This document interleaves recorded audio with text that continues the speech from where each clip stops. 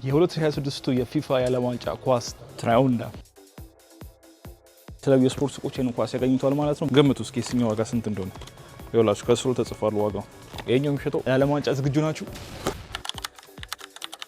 እንግዲህ ትራያውንዳ በጣም ብዙ አይነት ነው ያለው። አሁን ለምሳሌ የኛውን ከፈለጋችሁ ማለት ነው ይሄኛው ራዩ ላይ ውስጡ ስታር ያለው ነገር ነው። ስታር አለው።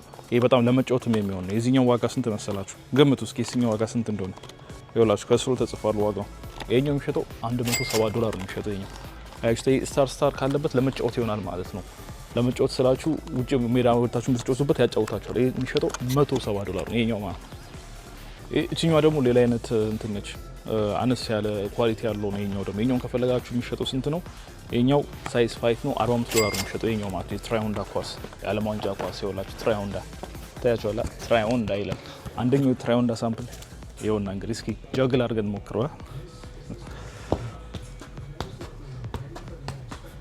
እንግዲህ በ2026 በሚደረገው የዓለም ዋንጫ እንግዲህ ይሄ ኳስ ነው እንግዲህ የሚጠቀሙት ማለት ነው። እንግዲህ በቅርቡ እንደዚህ በተለያዩ የስፖርት መሸጫ ሱቆች ላይ እንግዲህ አውጥተውታል ማለት ነው።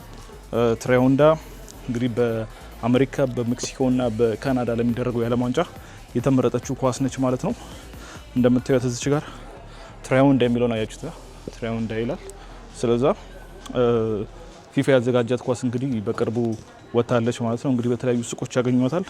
እንዳልኳቸው የተለያዩ አይነት ሳይዝ እና የኳስ ሳይዝ የምታውቁ ከሆነ ማለት ነው የተለያዩ አይነት ሳይዝ አላቸው። እንዲሁም ደግሞ ኳሊቲያቸውን በጣም ይለያያል ማለት ነው። ስለዚህ የፈለጋችሁት አይነት ኳሊቲ እንግዲህ በሱቆች ሄዳችሁ መግዛት ትችላላችሁ ማለት ነው። ትንሽ ጀግል እናርግኛ።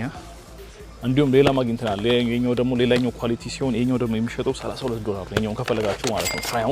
ትራያውንዳ የኛውም የፊፋ የ2026 የዓለም ዋንጫ ኳስ ትራያውንዳ ይሆንና $30 ነው የኛው የሚሸጠው ከፈለጋችሁ ማለት ነው። እንዳልኳችሁ ኳሊቲያቸው ይለያያል። ትራያውንዳ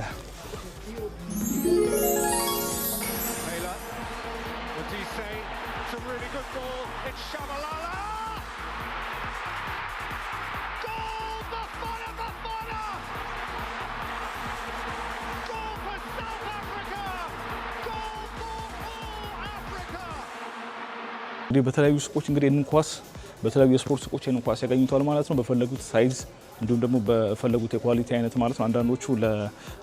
አንዳንዶቹ ከፈለጋችሁ የምር ውጪ ወጣችሁ የምትጫወቱባቸው ከሆኑ እነሱ ሞር ዋጋቸው ከፍ ሊል ይችላል ማለት ነው። ነገር ግን ከፈለጋችሁ ደግሞ ላይክ ጀስት ቀለል ያለ ጨዋታ የምትጫወቱባቸው ከሆኑ ለእነሱም ከፈለጋችሁ $30 ጀምሮ $35 አለ፣ $40 አለ፣ የፈለጋችሁት አይነት አለ ማለት ነው። እኔ ቅድም ያሳየኋችሁ እንግዲህ $176 የሚያወጣው ነበር ያየነው ማለት ነው። ስለዚህ የዓለም ዋንጫ ዝግጁ ናችሁ?